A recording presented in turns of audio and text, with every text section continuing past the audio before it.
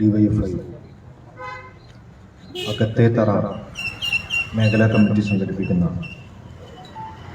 ഈ സെക്കുലർ ഫെസ്റ്റിൻ്റെ അധ്യക്ഷ സഖാവ് ഐശ്വര്യ,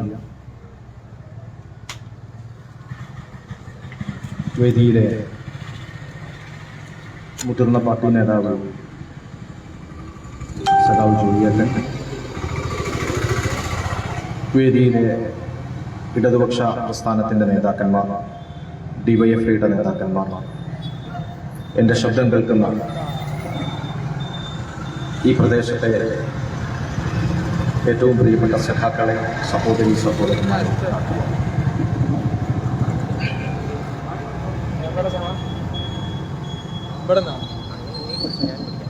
ഇന്ത്യയുടെ മതേതര മനസ്സ് ആശങ്കപ്പെട്ട ഒരു ഘട്ടത്തിൽ തങ്ങൾക്ക് ലഭിക്കുന്ന അധികാരം രാജ്യത്തിന്റെ ജനാധിപത്യ സംവിധാനങ്ങളെ കാവി പുതപ്പിക്കാനുള്ളതാണ് എന്ന് പാലക്കാട് നഗരസഭയിൽ സംഘപരിവാരം തീരുമാനിച്ചപ്പോൾ കാവി പുതച്ച സംഘപരിവാര അജണ്ടയെ ജനാധിപത്യ ഇന്ത്യയുടെ ദേശീയ പതാക കൊണ്ട് ചെറുത്തു തോൽപ്പിച്ച പാലക്കാടിന്റെ പ്രിയപ്പെട്ട ഡിവൈഎഫ്ഐ സഖാക്കൾക്ക് മുന്നിൽ മതനിരപേക്ഷ ഇന്ത്യയെക്കുറിച്ച് ഞാൻ കൂടുതൽ വാചാലനാവേണ്ടതില്ല.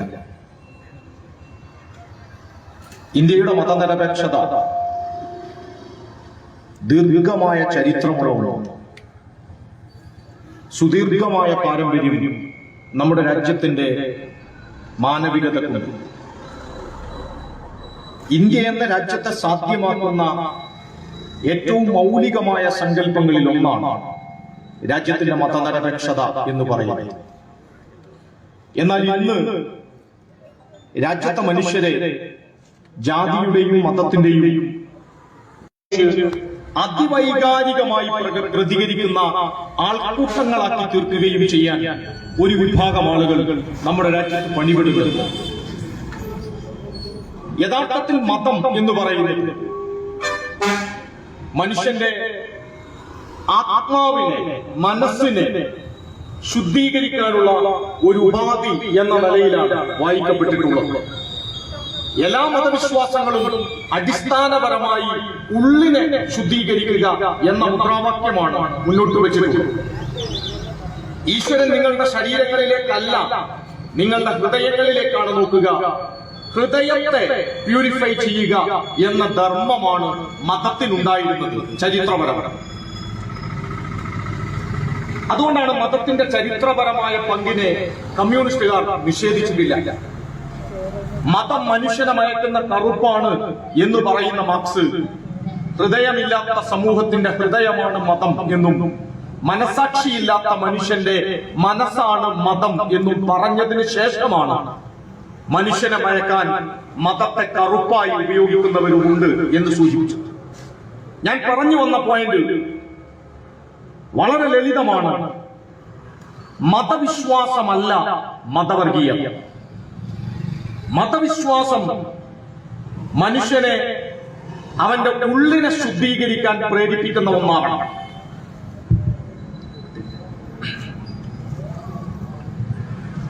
കേൾക്കണ്ടല്ലോ അല്ലെ? എന്റെ എല്ലാ ഈ വീഡിയോ പ്രസംഗം കേട്ട ആളുകളോട് ഞാനിപ്പോ ഒരാഴ്ചയായിട്ട് പനി പിടിച്ച് കിടപ്പിലായിരുന്നു. അതുകൊണ്ട് ആ ഒരു ജഗമൊക്കെ തൽക്കാലം നമുക്ക് ഉണ്ടാവില്ല. അത് പറ്റുകയാണെങ്കിൽ ചിലപ്പോൾ കയറി പോകും, ഇല്ലെങ്കിൽ നിങ്ങൾ ആശുപത്രി കൊണ്ടുപോയി വരും. അതുകൊണ്ട് ഞാൻ ഇന്നാണ് ഒരു 10 ദിവസത്തെ പനി പിടിച്ച് കിടപ്പായതിനു ശേഷം ഇന്നാണ് ഞാൻ എണീറ്റ് വെച്ചത്. ഇപ്പൊ ഞാൻ പറഞ്ഞത് മതം അടിസ്ഥാനപരമായി മനുഷ്യനെ, അതേത് മതമായാലും മനുഷ്യന്റെ ഹൃദയത്തെ ശുദ്ധീകരിക്കാനുള്ള ഉപാധിയാകാം. അഥവാ മതവിശ്വാസി ഒരു വർഗീയവാദിയാവുന്നില്ല. വർഗീയവാദിയും മതവും തമ്മിൽ എന്ത് ബന്ധമാണുള്ളത്? വർഗീയവാദിയുടെ മതം അവന്റെ ഉള്ളിലല്ല, ഹൃദയത്തെ ശുദ്ധീകരിക്കാനാണ് മതം പ്രവർത്തിക്കേണ്ടതെങ്കിൽ ഹൃദയത്തെ ശുദ്ധീകരിക്കാനുള്ള ഉപാധിയായ മതത്തെ, അതിന്റെ ദർശനങ്ങളെ ഹൃദയത്തെ ശുദ്ധീകരിക്കുക എന്ന ധർമ്മത്തിൽ നിന്ന് മാറ്റി മതത്തെ പുറമോടിയാക്കി മാറ്റുന്നവന്റെ പേരാണ് വർഗീയവാദി. മതം വർഗീയവാദിക്ക് ഹൃദയത്തിലല്ല, അവന്റെ ശരീരത്തിലാണ്, അവന്റെ പുറമേക്കാണ്, അവന്റെ വസ്ത്രത്തിലാണ്, അവന്റെ ഷോ വർക്കിന്റെ പേരാണ് മതം. അഥവാ വർഗീയവാദി മതത്തെ ഹൃദയത്തിലല്ല സ്വീകരിച്ചിട്ടുള്ളത്. വർഗീയവാദിക്ക് മതം അവന്റെ പെർഫോമൻസ് ആണ്, അവന്റെ പ്രകടനപരതയാണ്. ഈ പ്രകടനപരതയുള്ള മതവർഗീയവാദികളുടെ പ്രത്യേകത, അവർ മതത്തിന്റെ അടിസ്ഥാന സത്തയായ സ്നേഹത്തെയും കരുതലിനെയും കാരുണ്യത്തെയും, മതത്തിന് സ്നേഹമുണ്ട്, നിങ്ങൾ നിങ്ങളുടെ കൂടെയുള്ളവനോട് സ്നേഹത്തോടെ പെരുമാറണം എന്ന് മതം പഠിപ്പിക്കുന്നത് ഈശ്വരൻ നിങ്ങൾക്ക് നൽകാൻ പോകുന്ന ഒരു സ്വർഗത്തെ ചൂണ്ടിക്കാണിച്ചിട്ടുണ്ട്. പരസ്പര കാരുണ്യത്തെക്കുറിച്ച് മതം പഠിപ്പിച്ചിട്ടുണ്ട്. ലോകത്തെ എല്ലാ മതങ്ങളും കാരുണ്യത്തെക്കുറിച്ചും സ്നേഹത്തെക്കുറിച്ചും പരസ്പരമുള്ള കരുതലിനെ കുറിച്ചും ഒക്കെ പറഞ്ഞിട്ടുണ്ട് ഒരുപാട് വട്ടം. പരിമിതികൾ പലതും ചൂണ്ടിക്കാണിക്കാമെങ്കിലും അടിസ്ഥാനപരമായി മതത്തിന് ഇങ്ങനെ ഒരു മൂല്യമുണ്ട്. പക്ഷേ മതത്തിന്റെ സകല മൂല്യങ്ങളെയും, മതം മുന്നോട്ട് വെക്കുന്ന എല്ലാ സൗന്ദര്യാത്മകതകളെയും പൂർണ്ണമായും പിൻവലിച്ചുകൊണ്ട് മതത്തെ തങ്ങളുടെ രാഷ്ട്രീയ ആയുധമാക്കുന്നവന്റെ പേരാണ് വർഗീയവാദി. ആരാണ് വർഗീയവാദി? നമ്മൾ ഇന്ന് സെക്കുലർ ഫെസ്റ്റ് ആണ് സംഘടിപ്പിക്കുന്നത്. ഡിവൈഎഫ്ഐ കേരളത്തിലും രാജ്യത്തിന്റെ പല ഭാഗങ്ങളിലും ഇതുപോലെ മതനിരപേക്ഷമായ സംഗമങ്ങൾ നടത്തുന്നത് എന്തിനാണ്? നമ്മളിവിടെ പ്രസംഗിക്കുന്ന പ്രസംഗത്തെക്കാൾ എത്രയോ ഇരട്ടി പ്രധാനപ്പെട്ടതാണ് നമ്മളിങ്ങനെ ഒരുമിച്ചിരിക്കുന്നത്. നമ്മളിങ്ങനെ ഒരുമിച്ചിരിക്കുമ്പോ, നമ്മളിങ്ങനെ തോളോട് തോൾ ചേർന്നിരിക്കുമ്പോ, നമ്മൾ ഒരുമിച്ച് ഒരു ചായ കുടിക്കാൻ നമ്മുടെ ഹോട്ടലിലേക്ക് പോകുമ്പോ നമ്മൾ പങ്കുവെക്കുന്ന ആ ഒരുമയുണ്ടല്ലോ, ആ ഒരുമയാണ് സെക്കുലർ ഫെസ്റ്റ്. നമ്മൾ പരസ്പരം ഒരു ബൈക്കിൽ ഇങ്ങനെ കയറി വന്നപ്പോ ഒരാൾ പോരേണ്ട ബൈക്കിൽ 2-3 ആളുകൾ ഇങ്ങനെ തിക്കിത്തിരക്കി വരുമ്പോ അത് നിയമലംഘനമായിരിക്കാം. പക്ഷെ അവിടെ ഒരു പങ്കുവെക്കലുണ്ട്, സ്നേഹമുണ്ട്. അവിടെ ജാതിയും മതവും നോക്കാതെ നാം പങ്കുവെച്ച സ്നേഹമുണ്ടല്ലോ, കിനാവുണ്ടല്ലോ, നമ്മുടെ പരസ്പരമുള്ള സഹകരണമുണ്ടല്ലോ, അതാണ് മതനിരപേക്ഷത. ആ മതനിരപേക്ഷത ചോർന്നു പോകുന്ന ഒരു കാലത്താണ് നമ്മൾ വർഗീയവാദികളെ കുറിച്ച് പറയുന്നത്. മതനിരപേക്ഷതയെ കുറിച്ചുള്ള ഏതൊരു വർത്തമാനവും വർഗീയവാദത്തെ ചെറുക്കാനുള്ള ഊർജമായി മാറേണ്ടതുണ്ട്. എന്താണ് വർഗീയത? ആരാണ് വർഗീയവാദത്തെ ഉൽപ്പാദിപ്പിച്ചത്? വർഗീയവാദം മതവിശ്വാസിയുടെ ഉൽപ്പന്നത്തിന്റെ പേരല്ല, മതഗ്രന്ഥങ്ങളല്ല. ലോക ചരിത്രത്തിൽ എവിടെയും വർഗീയവാദത്തെ സൃഷ്ടിച്ചത്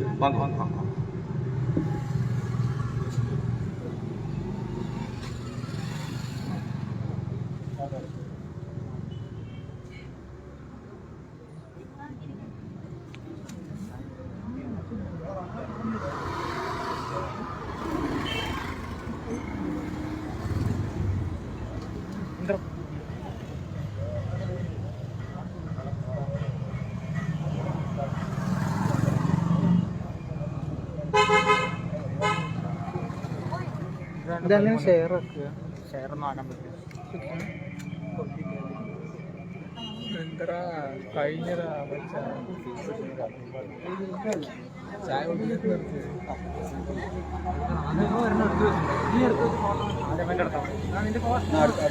ഇതാ ഞാൻ ലൈവാണ്. എന്റെ ഫോണ് നമ്പറാണ്ടാ. എന്താ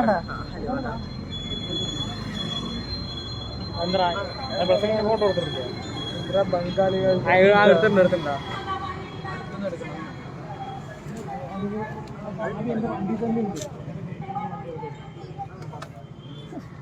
പക്ക ഇത് പക്ക പോണോ? അങ്ങനെ ചെയ്യാൻ പാടില്ല.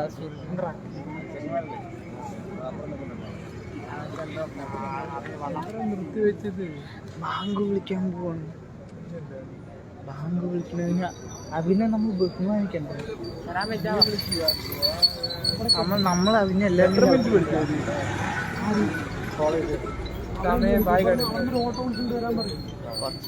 അതാണ് മതവർഗീയത.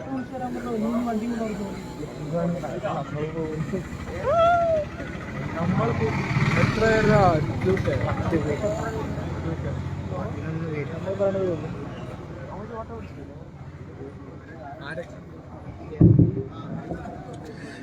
ഞാൻ പറഞ്ഞു വന്നത്, വർഗീയതയും മതവിശ്വാസവും തമ്മിൽ എന്ത് ബന്ധമാണുള്ളത് എന്ന് ആലോചിക്കുമ്പോൾ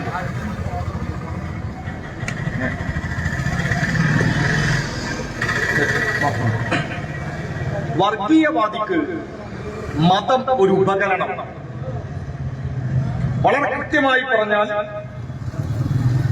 മതവിശ്വാസത്തെയോ മതത്തിന്റെ ആചാര അനുഷ്ഠാനങ്ങളെയോ മതപരമായ ചിഹ്നങ്ങളെയോ രാഷ്ട്രീയവും സാമ്പത്തികവുമായ ലാഭങ്ങൾക്ക് വേണ്ടി ആരാണോ പ്രയോജനപ്പെടുത്തുന്നത് അവരാണ് വർഗീയവാദികൾ.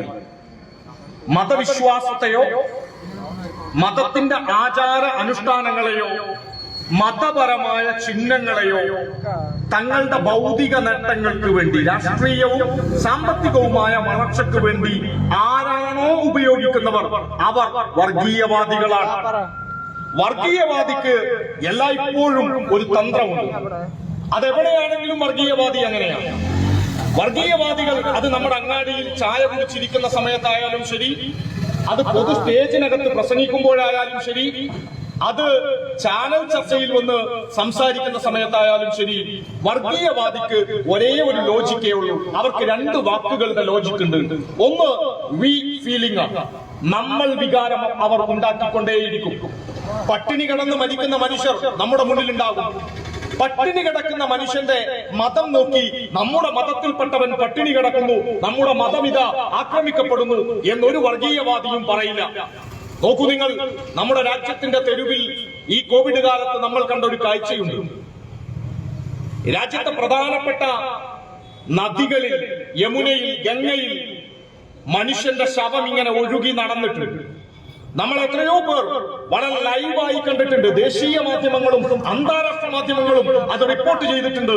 മനുഷ്യന്റെ മയ്യത്ത്, ശവം ചുമരിൽ ഇങ്ങനെ ഏറ്റി നടന്ന മനുഷ്യർ പുഴയിൽ നിന്ന് ആ മനുഷ്യനെ താഴേക്ക് വലിച്ചെറിയുന്നു. ഇത് വലിച്ചെറിയുമ്പോ എന്റെ ഇവിടുത്തെ മതവികാരം ഉണർത്തുന്ന ആളുകൾ ഞങ്ങളുടെ മതത്തിൽപ്പെട്ട ആളെയാണ് ഈ പുഴയിലേക്ക് വലിച്ചെറിഞ്ഞത്, ഞങ്ങൾ ഹിന്ദു വേദനിക്കുന്നു, ഞങ്ങൾ മുസ്ലിം വേദനിക്കുന്നു, ഞങ്ങൾ ക്രിസ്ത്യാനികൾക്ക് വേദനിക്കുന്നു എന്ന് പറയാത്തത്? ഈ രാജ്യത്തെ ഏതെങ്കിലും ഒരു ക്രൈസ്തവന് തൊഴിലില്ലായ്മ അനുഭവിച്ച് അവൻ ജീവിതത്തിൽ ദാരിദ്ര്യത്തിന്റെ മഹാകഷ്ടതകളിലേക്ക് തള്ളി മാറ്റപ്പെടുമ്പോ എന്തേ ക്രിസ്ത്യൻ വികാരം ഉണരാത്തത്?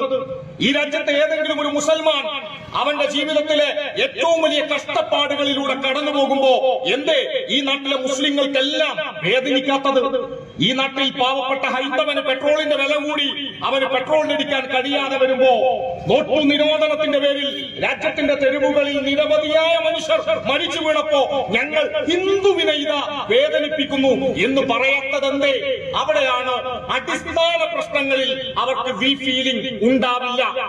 നമ്മുടെ ജീവിതത്തിന്റെ അടിസ്ഥാന പ്രശ്നം തൊഴിലില്ലായ്മയാണ്. നമ്മുടെ ജീവിതത്തിന്റെ അടിസ്ഥാന പ്രശ്നം പട്ടിണിയാണ്. നമ്മുടെ ജീവിതത്തിന്റെ അടിസ്ഥാന പ്രശ്നം നാം മനുഷ്യൻ എന്ന രീതിയിൽ ജീവിക്കാനാവാത്ത വിധം ഈ സമൂഹത്തിൽ നമ്മുടെ മേൽ ചാർത്തപ്പെടുന്ന പലതരം വിലക്കുകളാണ്, സാമൂഹിക അനീതികളാണ്. ഇവയ്ക്കെതിരെ ഒരിക്കലും വി ഫീലിംഗ്, നമ്മൾ വികാരം ഈ നാട്ടിലെ വർഗീയവാദി സൃഷ്ടിക്കില്ല. വർഗീയവാദിയുടെ ഏറ്റവും വലിയ ആയുധം അത് നമ്മൾ വികാരമാണ്. അവൻ ചായക്കടയിൽ ചായ കുടിച്ചിരിക്കുമ്പോ കണ്ടില്ലേ, നമ്മൾ ഹിന്ദുവിന്റെ അവസരവിധ ഇന്ന ആള് കൊണ്ടുപോകുന്നു എന്ന് ചായക്കടയിൽ ഇരുന്ന് പറയും. നിങ്ങൾ ചായ കുടിക്കുന്ന സമയത്തായിരിക്കും, ഒരുപക്ഷെ നിങ്ങൾ ഒരുമിച്ചൊരു ഹോട്ടലിൽ, നിങ്ങൾ ഒരുമിച്ചൊരു സ്കൂളിൽ, നിങ്ങൾ ഒരുമിച്ചൊരു വാഹനത്തിൽ സഞ്ചരിച്ചു കൊണ്ടിരിക്കുമ്പോ നിങ്ങളുടെ തൊട്ടടുത്തിരിക്കുന്ന ആളായിരിക്കും പതുക്കെ ഈ നമ്മൾ വികാരം നമ്മളിലേക്ക് അടിച്ചേൽപ്പിക്കുന്നത്. അവിടെ ചിന്തിക്കുക, നമ്മൾ വികാരം ആണ്, നമ്മൾ ഹിന്ദു, നമ്മൾ മുസ്ലിം, നമ്മൾ ക്രിസ്ത്യാനി, നമ്മൾ ഇന്ന ഇന്ന ജാതി മതക്കാർ, നമ്മുടെ പ്രശ്നങ്ങൾക്ക് കാരണം ആര്? എന്നിട്ട് അവർ ഒരാളെ ചൂണ്ടിക്കാണിക്കും, അതാണ് അപരൻ, അതർ. ഒരു മറ്റൊരാളെ ചൂണ്ടിക്കാണിക്കും, അതർ. വർഗീയവാദിയുടെ ഏറ്റവും വലിയ ആയുധം അതാണ്. ഇത്ര ലളിതമാണ് വർഗീയവാദിയുടെ ടെക്നോളജി. അതുകൊണ്ടാണ് വർഗീയവാദം ഇത്ര വേഗത്തിൽ സ്പ്രെഡ് ആകുന്നത്. നമുക്കൊരാളെ മാർക്സിസം പഠിപ്പിക്കണമെങ്കിൽ അത്ര എളുപ്പത്തിൽ പറ്റൂല. അതിന് സൂക്ഷ്മമായി ജനങ്ങളുടെ ഇടയിലേക്ക് ഇറങ്ങി വരും. പക്ഷെ വർഗീയത പറയാൻ വളരെ സിമ്പിളാണ്. അതുകൊണ്ട് തന്നെ അത് വളരെ വേഗത്തിൽ ജനങ്ങളുടെ ഇടയിലേക്ക് സ്പ്രെഡ് ആയിക്കൊണ്ടേയിരിക്കും. വർഗീയവാദിക്ക് രണ്ടേ രണ്ട് തന്ത്രം മതി. ഒന്ന്, നമ്മൾ വികാരം ഉണ്ടാക്കുക. രണ്ട്,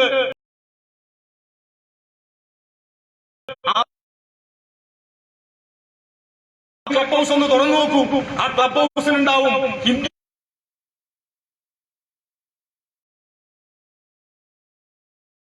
വികാരം കത്തിക്കുന്നവർ, മുസ്ലിം വികാരം കത്തിക്കുന്നവർ, ക്രിസ്ത്യൻ വികാരം കത്തിക്കുന്നവർ, അവരൊക്കെ ചെറുപ്പക്കാരുമായിരിക്കും. അതാണ് ഏറെ വേദനിപ്പിക്കുന്നത്. അതുകൊണ്ടാണ് ഡിവൈഎഫ്ഐ നമ്മുടെ രാജ്യത്തെ ജനങ്ങളോട് കേരളത്തിൽ ഓരോ മേഖല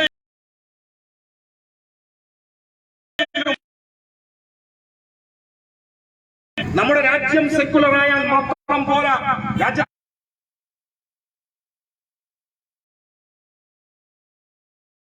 അതിന്റെ ഭരണഘടനയിൽ സെക്കുലർ എന്ന വാക്കുണ്ടായാൽ പോരാ, സെക്കുലർ ആവുക എന്ന് പറഞ്ഞാൽ അടിസ്ഥാനപരമായി അവനവനെ രാഷ്ട്രീയവൽക്കരിക്കുക, കൂടുതൽ കൂടുതൽ മതനിരപേക്ഷവൽക്കരിക്കുക എന്നാണ്. അഥവാ ഒരു പ്രശ്നം നമ്മുടെ മുന്നിൽ വരുമ്പോൾ ആ പ്രശ്നം പരിശോധിക്കുന്നതിൽ നിങ്ങൾ മതപരമായ പക്ഷം ചേരുന്നുവോ, നിങ്ങളുടെ മതനിരപേക്ഷതയ്ക്ക് പരിമിതികളുണ്ട്. പൗരത്വ ഭേദഗതി നിയമത്തിന്റെ സമര കാലഘട്ടങ്ങളിൽ പൗരത്വ ഭേദഗതി നിയമത്തിനെതിരായ സമരത്തിൽ നിങ്ങൾ പങ്കെടുക്കാനുള്ള ഏക കാരണം നിങ്ങളുടെ മതവിശ്വാസമാണോ? എങ്കിൽ നിങ്ങളുടെ സമരത്തിന് പരിമിതികളുണ്ട്. ഈ രാജ്യത്ത് നടക്കുന്ന ഏതെങ്കിലും ഒരു പ്രക്ഷോഭങ്ങളിൽ നമ്മൾ പങ്കെടുക്കുന്നതോ എതിർക്കുന്നതോ വിശ്വാസം മാത്രമാണോ മാനദണ്ഡം? എങ്കിൽ ജനാധിപത്യത്തിന് പരിമിതികളുണ്ട്. അടിസ്ഥാനപരമായി മതനിരപേക്ഷത എന്ന് പറഞ്ഞാൽ എന്റെ മുന്നിൽ ഒരു പ്രശ്നം നടക്കുമ്പോ ആ പ്രശ്നത്തെ വസ്തുതാപരമായി മനസ്സിലാക്കി അതിനകത്ത് ചേരാൻ, അതിനകത്ത് നിൽക്കാൻ നമുക്ക് സാധിക്കുമ്പോഴാണ്. അവിടെ അല്ലാതെ വന്നാൽ, ആ രീതിയിൽ അല്ലാതെ വന്നാൽ നമ്മുടെ ഉള്ളിലേക്ക് പോലും വർഗീയവാദം കടന്നു വരും. നമ്മുടെ ഉള്ളിലേക്ക് എന്ന് പറഞ്ഞാൽ ഞാനൊരു പ്രസ്ഥാനം എന്ന അർത്ഥത്തിൽ ഡിവൈഎഫ്ഐയുടെ ഉള്ളിലേക്ക് എന്നല്ല, നമ്മൾ ഓരോരുത്തരുടെയും വ്യക്തിപരമായി നമ്മുടെ തലച്ചോറിനകത്തേക്ക് വർഗീയതയുടെ ആശയങ്ങൾ കടന്നു വരും. അതിനെ ചെറുക്കാനുള്ള ആയുധമാണ് ഈ സെക്കുലർ ട്രസ്റ്റ് അഥവാ മതനിരപേക്ഷത എന്ന് പറഞ്ഞാൽ അപ്പുറത്ത് കാണുന്ന ഭരണഘടനയുടെ പേരല്ല. മതനിരപേക്ഷത എന്ന് പറഞ്ഞാൽ നമ്മൾ വിളിക്കുന്ന മുദ്രാവാക്യത്തിന്റെ മാത്രം പേരല്ല. മതനിരപേക്ഷത എന്ന് പറഞ്ഞാൽ ഒരു പ്രശ്നത്തോട് നിങ്ങളും ഞാനും എടുക്കുന്ന സമീപനത്തിന്റെ പേരാണ്. നിങ്ങൾ ഇത്ര പേർ, ഞങ്ങൾ അത്ര പേർ എന്ന് ചിന്തിക്കുന്ന മനസ്സുണ്ടോ? വർഗീയത നമുക്കും എവിടെയോ സംഭവിക്കുന്നുണ്ട്. പത്രം വായിക്കുന്ന കൂട്ടുകാരൻ ദിവസവും ആക്സിഡന്റ് കേസുകൾ, അപകട വാർത്തകൾ പലതരത്തിൽ നമ്മൾ വായിക്കും. വാർത്ത വായിക്കുമ്പോ കോളേജിലെ ലൈബ്രറിയിൽ ഇരുന്നിങ്ങനെ വാർത്ത വായിക്കുമ്പോ എന്റെ കൂടെ വർക്ക് ചെയ്യുന്ന ടീച്ചർ അറിയാതെ ഇങ്ങനെ പറയും, മാഷേ 3 ആൾ നിങ്ങളതാണ്, 4 ആൾക്കാർക്ക് നിങ്ങളതാണ്. ഏത് അപകടം വായിച്ചിട്ട് പറയാം, മാഷേ 3 ആൾക്കാർ നിങ്ങൾ ആൾക്കാരാണ്, 4 ആൾക്കാർ ഞങ്ങൾ ആൾക്കാരും. ഭീകരമായ ഒരു പ്രശ്നമാണോ ഇത് എന്ന് ചോദിച്ചാൽ ഭീകരം തന്നെയാണ്. സ്കൂൾ ഗ്രൗണ്ടിലേക്ക് നിങ്ങൾ ചെല്ല്. ഇപ്പോ കോവിഡ് കാലത്ത് അടഞ്ഞിട്ട സ്കൂളുകളാണ്. കോവിഡിന് മുമ്പ് ഞാൻ എന്റെ കണ്ണുകൊണ്ട് കണ്ടിട്ടുണ്ട്. ഞാനത് കുട്ടികൾ പറയുന്നത് കേട്ടിട്ടുണ്ട്, മറ്റാരും പറഞ്ഞതല്ല. നമ്മൾ സാധാരണ ടീം ഇടാറുണ്ട് കളിക്കുമ്പോ. നിങ്ങൾ ഞാനൊക്കെ കളിക്കുമ്പോ നമ്മൾ ഈ ബാറ്റിങ്ങനെ വെച്ചിട്ട് അതിന്റെ മുകളിൽ 1, 2, 3 അങ്ങനെ ഇങ്ങനെ എണ്ണുവരും. നമ്മൾ അങ്ങോട്ടും ഇങ്ങോട്ടും മാറിപ്പോയിരുന്നു. ഇപ്പൊ ടീം ഇടാനൊക്കെ കുട്ടിക്ക് മടിയാ. അപ്പൊ കുട്ടികൾ എളുപ്പത്തിൽ ഒരു ടീം ഇട്ട്, മുസ്ലിം കുട്ടികൾ അപ്പുറത്ത്, ഹിന്ദു കുട്ടികൾ ഇപ്പുറത്ത്. വർഗീയത അത് സംഘപരിവാരത്തിന്റെ കൊടിയുടെ രൂപത്തിൽ മാത്രമല്ല വരിക. നമ്മുടെ കളിക്കളങ്ങളിൽ, നമ്മൾ ഒരുമിച്ച് നിൽക്കുന്ന സ്ഥലങ്ങളിൽ, നമ്മുടെ സംസ്കാരത്തിൽ, നമ്മുടെ ഈ ഒരുമ നഷ്ടപ്പെടുന്ന ഇടങ്ങളിലെല്ലാം വർഗീയത കടന്നുകൊണ്ടേ വരും. അതുകൊണ്ടാണ് നാരായണ ഗുരു പറഞ്ഞത്, എന്താണ് ആത്മീയത? ഈ അപരനോടുള്ള വെറുപ്പാണ് വർഗീയതയെങ്കിൽ എന്താണ് ആത്മീയത? ഗുരുദേവൻ പാടി അദ്ദേഹത്തിന്റെ ആത്മോപദേശ ശതകത്തിനകത്ത്, അവനവൻ ആത്മസുഖത്തിന് ആചരിപ്പത് അപരന്റെ സുഖത്തിനായി ഭവിച്ചിടണം. നിങ്ങൾ നടന്നു പോകുന്ന വഴിയിൽ ഒരു മുള്ള് കാണും. ആ മുള്ള് വഴിയിൽ നിന്ന് മാറ്റൽ സ്വതക്കയാകുന്നു, പുണ്യകർമ്മമാകുന്നു. പ്രവാചകൻ മുഹമ്മദ് നബി, നിങ്ങളുടെ ആത്മസുഖത്തിന് വേണ്ടി ആചരിക്കുന്ന എന്താണോ അത് നിങ്ങളുടെ സുഹൃത്തിന്, നിങ്ങളുടെ സഹോദരന്, അപരന് സൗഖ്യമായി വരുന്നുണ്ടോ എങ്കിൽ അതാണ് ആത്മീയത. നാരായണ ഗുരുദേവൻ, നിങ്ങളുടെ വഴിയിൽ നിന്ന് മറ്റൊരാൾക്ക് വേദനിക്കാൻ സാധ്യതയുള്ള ഒന്ന് നിങ്ങൾ നടക്കുന്ന വഴിയിലുണ്ട്, കല്ലായിട്ട് മുള്ളായിട്ടെങ്കിൽ ആ മുള്ള് വഴിയിൽ നിന്നൊന്ന് എടുത്തു മാറ്റുന്നുണ്ടല്ലോ, അതാണ് പുണ്യകർമ്മം എന്ന് പഠിപ്പിച്ച മതങ്ങൾ. പക്ഷെ ഈ മതങ്ങളെ രാഷ്ട്രീയ ആയുധമാക്കി നമ്മുടെ നാട്ടിലെ വർഗീയവാദികൾ. അവർക്ക് നിലനിൽക്കാൻ മതം വേണം. അവർക്ക് നിലനിൽക്കാൻ മനുഷ്യന്റെ പട്ടിണിയെ കുറിച്ച് പറയാനാവില്ല. നിങ്ങൾ നോക്കൂ, നമ്മുടെ രാജ്യത്തെ ഏറ്റവും പ്രധാനപ്പെട്ട രാഷ്ട്രീയ പാർട്ടിയാണ് ഇന്ന് ഇന്ത്യയിലെ BJP. ഒരു സംശയവും വേണ്ട. ഇന്ത്യയിൽ ഏറ്റവും കൂടുതൽ സംസ്ഥാനങ്ങൾ ഭരിക്കുന്ന, രാജ്യം ഭരിക്കുന്ന പാർട്ടിയാണ് ഭാരതീയ ജനതാ പാർട്ടി. BJPയുടെ ഏതെങ്കിലും ഒരു മുദ്രാവാക്യം രാജ്യത്തെ ജനങ്ങളുടെ പട്ടിണിയെ കുറിച്ച് സംസാരിച്ചിട്ടുണ്ടോ? അവരെത്രയോ സംസ്ഥാനങ്ങളിൽ മുദ്രാവാക്യങ്ങൾ മുന്നോട്ട് വെക്കുന്നു. ആ പ്രദേശത്തെ മനുഷ്യന്റെ പട്ടിണിയെ കുറിച്ച്, തൊഴിലില്ലായ്മയെ കുറിച്ച്, അവരുടെ ജീവിതത്തിലെ അടിസ്ഥാന പ്രശ്നങ്ങളെ കുറിച്ച് അവരെന്തെങ്കിലും പറയുന്നുണ്ടോ? അവർക്ക് പറയാനാവില്ല. വളരെ എളുപ്പത്തിൽ വർഗീയത സൃഷ്ടിക്കാനാവും. ഇന്ത്യയും പാകിസ്ഥാനും ക്രിക്കറ്റ് കളിച്ചു, പാകിസ്ഥാൻ നന്നായി കളിച്ചു, ഇന്ത്യ ഉഡായിപ്പ് കളി കളിച്ചു, ഇന്ത്യ തോറ്റു, തുന്നമ്പാടി ഇപ്പൊ പുറത്തേക്ക് പോയി. പാകിസ്ഥാനോട് തോറ്റപ്പോ 11 കളിക്കാർ കളിച്ചു, പക്ഷേ ഒരുത്തൻ മാത്രം വെർബൽ അറ്റാക്കിന് വിധേയമാക്കപ്പെട്ടു. വെർബൽ ലിഞ്ചിങ് എന്ന് വിളിക്കപ്പെടുന്ന പുതിയ ആക്രമണം. മുഹമ്മദ് ഷമി എന്നും പേരുള്ള കളിക്കാരൻ, ഇന്ത്യൻ ക്രിക്കറ്റ് ടീമിന്റെ ക്യാപ്റ്റൻ. ആദ്യമായിട്ട് എനിക്ക് കോഹ്ലി എന്ന് പറയുന്ന കളിക്കാരനോടൊരു ആരാധന തോന്നി. പിറ്റേ ദിവസം അദ്ദേഹത്തിന്റെ ട്വിറ്ററിൽ അദ്ദേഹം കുറിച്ചു, മതത്തിന്റെ പേര് പറഞ്ഞ് ഒരു മനുഷ്യനെ ആക്രമിക്കുന്നത് അങ്ങേയറ്റം നീചമായ പ്രവർത്തനമാണ് എന്ന് ഇന്ത്യൻ ക്രിക്കറ്റ് ടീമിന്റെ ക്യാപ്റ്റൻ കോഹ്ലിക്ക് മുഹമ്മദ് ഷമിക്ക് നേരെയുണ്ടായ ആക്രമണത്തിൽ പ്രതിഷേധിച്ച് കുറിപ്പ് എഴുതേണ്ടി വന്നു. മതത്തിന്റെ പേരിൽ മനുഷ്യർ ഭിന്നിക്കപ്പെടുന്ന, ആക്രമിക്കപ്പെടുന്ന ഒരു നാടായി ഇന്ത്യ മാറുന്നുണ്ട്. ഒരു സംശയവും വേണ്ട. ഇന്ത്യ എന്നല്ല, നിങ്ങൾ ഇവിടെ ഇരുന്ന് എന്നെ കേൾക്കുന്ന ആളുകൾ പരസ്പരം ഒന്ന് ആലോചിച്ചു, നമ്മുടെ ഉള്ളിലേക്ക് ഒന്ന് ആലോചിച്ചു നോക്കൂ. നമ്മൾ എത്രത്തോളം സെക്കുലറാണ്? സെക്കുലറിസം അപ്പുറത്ത് എവിടെയോ ചൂണ്ടിക്കാണിക്കാവുന്ന ഒന്നല്ല. വർഗീയത അവിടെ കാണുന്ന ഒരു കൊടിയുടെ നിറത്തിന്റെ പേരുമല്ല. വർഗീയതയും മതനിരപേക്ഷതയും നമ്മൾ അതാത് സമയങ്ങളിൽ എടുക്കേണ്ട നിലപാടാണ്. അതുകൊണ്ട് വർഗീയവാദത്തിനെതിരെ ഡിവൈഎഫ്ഐ വിട്ടുവീഴ്ചയില്ലാത്ത സമരത്തിലാണ് പ്രിയപ്പെട്ടവരെ. അതുകൊണ്ടാണ് ഡിവൈഎഫ്ഐ ഈ നാടിനോട് പറയുന്നത്, വർഗീയവാദികൾ ഞങ്ങളുടെ കൂടെയില്ല, ഞങ്ങൾക്ക് വേണ്ട വർഗീയവാദിയെ. ഞങ്ങളിൽ ഹിന്ദുവുണ്ട്, മുസ്ലിമുണ്ട്, ക്രിസ്ത്യാനിയുണ്ട്, പക്ഷെ അഭിമാനത്തോടെ ഡിവൈഎഫ്ഐ വിളിക്കാറുണ്ട്, ഞങ്ങളിലില്ല ഹൈന്ദവ രക്തം, ഞങ്ങളിലില്ല മുസ്ലിം രക്തം, ഞങ്ങളിലില്ല ക്രൈസ്തവ രക്തം, ഞങ്ങളിലുള്ളത് മാനവ രക്തം. ഞങ്ങൾ മനുഷ്യരാണ്. ഹിന്ദുവും മുസൽമാനും ക്രൈസ്തവനും ഒക്കെ ഒരമ്മ വെച്ച മക്കളെ പോലെ ജീവിക്കേണ്ട ഒരു നാടിനെ കിനാവ് കാണുന്നവന്റെ പേരാണ് സഖാവ്. അവനാണ് ഈ നാടിന് വഴി കാണിക്കേണ്ടത്. അതുകൊണ്ടാണ് നമ്മുടെ വിപ്ലവഗാനം നമ്മോട് ഇങ്ങനെ ഓർമ്മിപ്പിച്ചത്, നമ്മളല്ലാതെ മറ്റാരി സഖാക്കളെ ഈ മണ്ണിനായി ചോര ചിന്തിയിടും എന്ന് നമ്മുടെ ഒരു വിപ്ലവഗാനം ഓർമ്മിക്കുന്നുണ്ട്. നമ്മളല്ലാതെ ആർക്കാണ്? നമ്മക്കല്ലാതെ, ഇടതുപക്ഷത്തിനല്ലാതെ മറ്റാർക്കാണ്? പ്രിയപ്പെട്ട സഖാക്കളെ, പ്രിയപ്പെട്ട നാട്ടുകാരെ, നിങ്ങളിൽ കടുത്ത ഇടതുപക്ഷ വിരോധി പോലും ഉണ്ടാവാം. നിങ്ങൾ ജീവിതകാലം മുഴുവൻ ഇടതുപക്ഷത്തോട് രാഷ്ട്രീയ അഭിപ്രായ വ്യത്യാസം സൂക്ഷിച്ചവരുണ്ടാകാം. നിങ്ങളുടെ രാഷ്ട്രീയ അഭിപ്രായ വ്യത്യാസത്തെ ആദരവോടെ, ബഹുമാനത്തോടെ കണ്ടുകൊണ്ട് ഏറ്റവും വിനയത്തോടെ പ്രിയപ്പെട്ട എന്റെ എതിർ രാഷ്ട്രീയ പക്ഷത്ത് നിൽക്കുന്ന സുഹൃത്തിനോട്, ഈ രാജ്യം നേരിടുന്ന, മതനിരപേക്ഷത നേരിടുന്ന ഈ വെല്ലുവിളിയെ ചെറുക്കാൻ ഇടതുപക്ഷമല്ലാതെ മറ്റൊരു ബദലുണ്ടോ? ഇന്ത്യൻ നാഷണൽ കോൺഗ്രസ് അവരുടെ ചരിത്രപരമായ പങ്ക് ഈ രാജ്യത്ത് നിറവേറ്റിയിട്ടുണ്ടോ?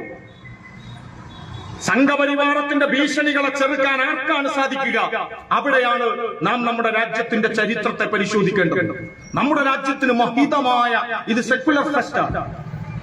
സെക്കുലറിസം ഒരു ആഘോഷമായി മാറേണ്ട കാലമാണ്. ഇവിടെ ഇങ്ങനെ ഞാൻ പ്രസംഗിച്ചാ പോരാ, ഈ മോള് പാട്ടുപാടണം കേട്ടോ. അത് കഴിഞ്ഞിട്ട് ഇപ്പൊ തന്നെ വേണ്ട, കുറച്ച് കഴിഞ്ഞിട്ട് പാടി. നമ്മുടെ സഖാക്കൾ ഇവിടെ ഇരുന്ന് നമ്മുടെ ഒരു പാട്ടൊക്കെ വന്നില്ലേ, വേണമെങ്കിൽ ഏറ്റവും പുതിയ പരമസുന്ദരിയൊക്കെ വെച്ച് ഡാൻസ് ഒക്കെ കളിക്കണ മനുഷ്യന്മാര്. സെക്കുലറിസം എന്ന് പറഞ്ഞാൽ ജനസഞ്ചയത്തിന്റെ ഉത്സവമാണ് വിപ്ലവം എന്ന് പറഞ്ഞത് ലെനിനാണ്. ജനസഞ്ചയത്തിന്റെ ഉത്സവമാണ്. ഒരുമിച്ച് പാടാൻ അനുവദിക്കാത്ത കാലത്ത് ഒരുമിച്ച് പാടുന്നത് വിപ്ലവമാണ്. ഒരുമിച്ച് പറയാൻ അംഗീകാരമില്ലാത്ത നാട്ടിൽ ഒരുമിച്ച് പറയുന്നത്, ഒരുമിച്ച് ഡാൻസ് കളിക്കുന്നത്, ഒരുമിച്ച് നാടകം കളിക്കുന്നത്, ഒരുമിച്ച് ഇങ്ങനെ ഇരിക്കുന്നത് പ്രിയപ്പെട്ടവരെ ഒരു സമരമാണ് ഈ പുതിയ കാല ഇന്ത്യയിൽ. ഇത് പാടില്ലാത്ത ഒരു കാലം ഉണ്ടായിരുന്നു ഈ നാട്ടിൽ. ഇപ്പൊ എല്ലാവരും ജയ്ഭീം കണ്ട ആവേശത്തിലാണ്. ജയ്ഭീം കണ്ടപ്പോഴാണ് ഇങ്ങനെയൊക്കെ ഉണ്ടായിരുന്നുവോ എന്ന് നമുക്ക് തോന്നുന്നത്. ഈ നാട്ടിലും ഉണ്ടായിരുന്നു പ്രിയപ്പെട്ടവരെ അങ്ങനെ ഒരു ഭൂതകാലം. തമിഴിൽ വളരെ പ്രധാനപ്പെട്ട ഒരു നോവലുണ്ട്, ജയമോഹൻ എന്നാണ് ആ നോവലിസ്റ്റിന്റെ പേര്. നിങ്ങളുടെ ലൈബ്രറികളിൽ ആ നോവൽ ഉണ്ടാവും. 100 സിംഹാസനം എന്നാണ് ആ നോവലിന്റെ പേര്. 100 സിംഹാസനങ്ങൾ. നായാടി സമുദായത്തിൽപ്പെട്ടവർ, നായാടികളെ കുറിച്ച് പറയുന്നത് അവർക്ക് മനുഷ്യരെ പോലെ നിവർന്നു നിൽക്കാനാവില്ല. എലിയുടെ നട്ടലുള്ളവർ എന്നാണ് നോവലിസ്റ്റ് ഉപയോഗിക്കുന്ന വാക്ക്. എലിയുടെ നട്ടല്, ഇങ്ങനെ കുഞ്ഞെ നടക്കാൻ പറ്റും, പകൽ വെളിച്ചത്തിൽ പുറത്തിറങ്ങാൻ കഴിയാത്ത മനുഷ്യർ. അങ്ങനെ ഏറ്റവും വലിയ കഷ്ടത അനുഭവിച്ച മനുഷ്യൻ IAS-കാരനായിട്ടും ജയമോഹന്റെ നോവലിൽ IAS-കാരനാവുകയാണ്, കളക്ടറായി മാറാണ്.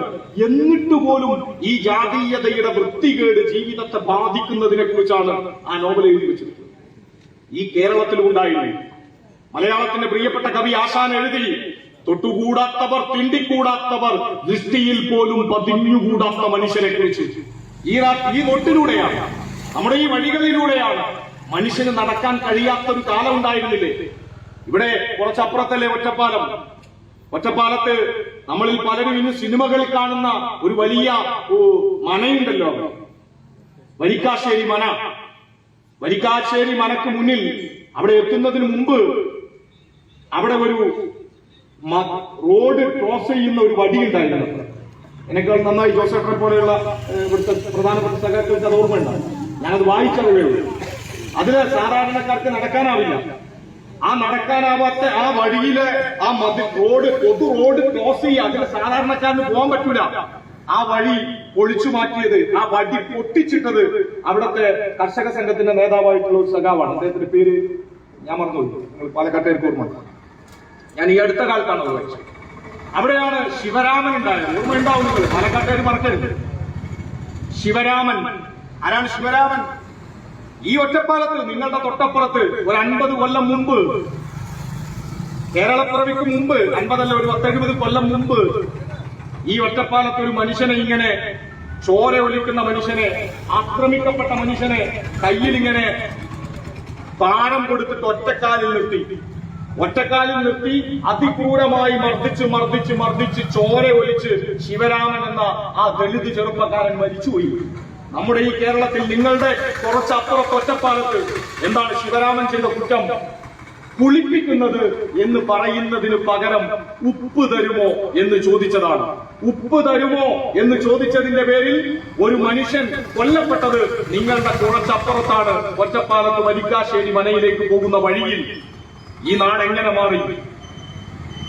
ഇവിടുത്തെ ജാതിക്കോമരങ്ങൾ എങ്ങനെ മാറ്റി ഈ നാടിനെ? മൂക്കുത്തി കുത്താൻ അവകാശമില്ലാത്ത മനുഷ്യരുടെ നാടായിരുന്നു ഈ നാട്. മൂക്കുത്തി കുത്തിയതിന്റെ പേരിൽ ആക്രമിക്കപ്പെട്ട മനുഷ്യരുണ്ട് ഇവിടെ. അസുരൻ എന്നൊരു സിനിമ തമിഴ്നാട്ടിൽ ഇറങ്ങിയിരുന്നു. അസുരൻ കണ്ട ആളുകൾക്കറിയാം, ചെരുപ്പിടാൻ അവകാശമില്ലാത്ത, മുന്നിലൂടെ നടക്കാൻ അവകാശമില്ലാത്ത, പഠിക്കാൻ അവകാശമില്ലാത്ത മനുഷ്യർ ഈ നാട്ടിലുണ്ടായിരുന്നു. ഇതെല്ലാം കഥകളല്ല. നിങ്ങൾ ഓർക്കുക, നിങ്ങൾ എങ്ങനെ നിങ്ങളായെന്ന് എന്ന് നമ്മോട് ചോദിക്കുന്നുണ്ട് മലയാളത്തിന്റെ പ്രിയപ്പെട്ട കടമനിട്ട. നിങ്ങൾ ഓർക്കുക, നിങ്ങൾ എങ്ങനെ നിങ്ങളായെന്ന്. ഇങ്ങനെ ഒരുമിച്ച് ഈ കസാരയിട്ട് ഒരു ദിവസം നമ്മളെല്ലാവരും കസേര കണ്ടുപിടിച്ച്, ഈ പ്ലാസ്റ്റിക് കണ്ടുപിടിച്ചപ്പോ കസാര ഉണ്ടായി. അങ്ങനെ കസേരയുമായി നമ്മളെല്ലാവരും ഒന്നിവിടെ സാധാരണ രീതിയിൽ ഇരുന്നതാണോ? ഒരു 70 കൊല്ലം മുമ്പ് കേരളത്തിൽ ഇതുപോലെ നമുക്കിരിക്കാനാകുമോ? ഈ വഴിയിലൂടെ നിങ്ങളും ഞാനും ഒക്കെ നടന്നു പോകുന്നു. PWD ഉണ്ടായതിന് ചരിത്രമുണ്ട് കേരളത്തിൽ. നമ്മുടെ കമ്മ്യൂണിസ്റ്റ് പാർട്ടിയുടെ ചരിത്ര പുസ്തകത്തിന്റെ 2ാം വോളിയത്തിനകത്ത് PWD കേരളത്തിലേക്ക് വന്നതിനെ കുറിച്ച് പറയുന്നുണ്ട്. ഇവിടെ രാജപാതകൾ ഉണ്ടായിരുന്നു. ഇവിടെ റോഡ് രാജാവിന് വേണ്ട, ഇവിടെ റോഡ് ജന്മിക്ക് വേണ്ട. ജന്മിയെയും തമ്പുരാക്കന്മാരെയും കൊണ്ടുപോകാൻ എന്തിനാ റോഡ്? അവരുടെ പല്ലക്കിൽ അവരെ കുത്തിരുത്തി അവരെ ഓഹോയ് പാടിക്കൊണ്ട് കൊണ്ടുപോകാൻ ഏത് കല്ലും മലയും താണ്ടി അവരെ കൊണ്ടുപോകാൻ സാധിക്കും. ഇപ്പോഴും അങ്ങനെ മനുഷ്യരുണ്ട്. നിങ്ങൾ ഹിമാലയൻ പ്രദേശത്തിലേക്കൊന്ന് പോ. ഹിമാലയത്ത് ഈ പഹാഡി ലോഗ് എന്ന് പറയുന്ന ഒരു വിഭാഗമുണ്ട്. പഹാഡി ലോഗുകൾ, അത് പിന്നെ ജാതീയതയുടെ ഭാഗമല്ല, അത് അവരുടെ ഒരു തൊഴിലാണ്. ഈ പഹാഡി ലോഗുകൾ നമ്മളെ കൊട്ട, സാധാ കൊട്ടയാണ്, പോയ ആളുകൾക്കറിയാം. ഈ കൊട്ടയിൽ കയറി കിട്ടുന്നാൽ മതി, നമ്മൾ ഏറ്റിക്കൊണ്ടുപോകും. ഇപ്പോഴും ഉണ്ട്. ഇത് വേറൊരു വ്യവസ്ഥ, അത് തൊഴിലുമായി ബന്ധപ്പെട്ട. എന്നാലും അതിനകത്തൊരു ജാതീയതയുണ്ട്, ഒരു വർഗ പ്രശ്നവും ഒരു ജാതി പ്രശ്നവും അതിനകത്തുണ്ട്. അത് വേറെ വിഷയം. ഇവിടെ പൊതു റോഡിന്റെ ആവശ്യമില്ലായിരുന്നു. ഈ റോഡ് ഉണ്ടായത് അങ്ങനെ. ഞാൻ പറഞ്ഞു വന്നത്, നമ്മളിങ്ങനെ ഒരുമിച്ചിരിക്കും. ഇപ്പൊ നിങ്ങൾ പോയിട്ട് അവിടെ നിങ്ങൾക്ക് ചായ കുടിക്കും. ആ ചായ കുടിക്കുമ്പോൾ അതും ഒരു തമിഴ് സിനിമ. ഈ തമിഴ് സിനിമകൾ ഈ അടുത്ത കാലത്ത് വളരെ ആർജവമുള്ള രാഷ്ട്രീയം പറഞ്ഞിട്ടുണ്ട്. ഈ പരിയേറും പെരുമാൾ എന്ന് പറയുന്ന സിനിമയുടെ ക്ലൈമാക്സ് നിങ്ങൾക്ക് ഓർമ്മ ഉണ്ടാവണം. ഒരു ചായ ക്ലാസ്. നിങ്ങൾ ഇവിടെ പോയിട്ട് ഒരു ചായ കുടിക്കുമ്പോൾ ഇഷ്ടമുള്ള ചായ നമുക്ക് കുടിക്കാൻ പറ്റണം.